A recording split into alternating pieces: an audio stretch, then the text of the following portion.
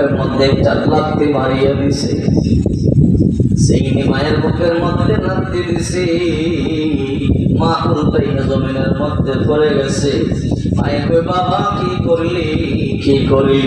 এই বুকের দুধ আমি করে পান করাইছি রে বাবা, এই বুকের দুধ পান করাইয়া তোর আমি বড় করছি,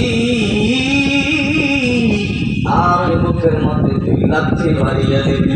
বাবা এত বড় নিষ্ঠুর তুই কেমনে হইলি রে বাবা? এবার সন্তান কাছে চলে যায়, যাওয়ার সময় বলে সন্ধ্যাবেলা এসে যেন করে দেখতে না পাই। এবার সন্তান কাছে চলে গেলে বুঝবি জানো না, চোখের পানি পুরো সারিয়া কান্না করে।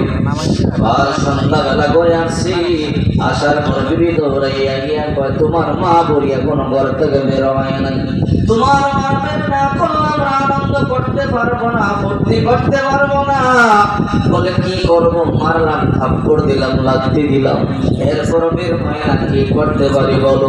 বলে একটা কাজ কর, বলে কি হাত পা বাঁধিয়া মুখ বাঁধিয়া বস্তা নিচে করিয়া জঙ্গলার মধ্যে ফালা দিয়া আসি, কুকুর বিড়াল শিকার তাকে তাকিয়া হেসরে হয়ে বেরোবে, কেউ জানছে না, টেরো পাবে না। বললো ভালো কথা, চলো দুইজন মিলিয়ে মুখ বাঁধি হাত পা বাঁধিয়ে বস্তায় পড়ি।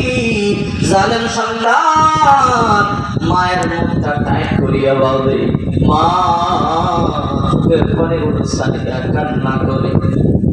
সন্তানটা পা ধরাইয়া ধরে বলে, বাবা এত বড় জালেম তুই কেমনে হইলি রে বাবা? আমারে মারিস না, আমি বুঝতে পারি নাই তুই এত বড় জালেম হই। যা যা আমার সারিয়া দে, আমি চোখ দিয়ে তুই চলে যাই, এদিকে দেখে ওই দিকে চলে যাবো। চোখের পানি কোনো সারিয়া কাঁদি। জালেম কই, না তোমার বড় সুযোগ দিছি, বাইরে হও নাই, আজকেও সুযোগ দিলে তুমি আর ঘর থেকে বের হইবা না। এর চেয়ে ভালো তোমার হাত পা বাঁধিয়া মুখ বাঁধিয়া জঙ্গলা পালা দিয়ে আসবো, কুকুর বিড়াল শ্রীকাল হিংস্র প্রাণীরা বাঘ পারল তোমার খেয়ে বলবে। মায়ের মুখটা বাঁধিয়া হাত যখন বাঁধি, মা কথা কইতে পারে না, জিহ্বা দিয়া টপ টপ করিয়া পায়া পায়া পানিগুলো পরে। আর বোধহয় সন্তান এই জন্য কি তোরে গর্বে ধরছিলাম।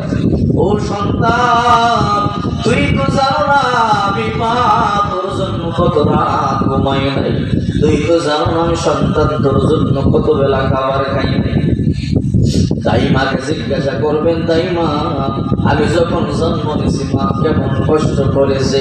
প্রতিটা তাই মা বলবে, মা যখন সন্তান জন্ম দেয় মা বারে বারে অজ্ঞান হয়ে যায়।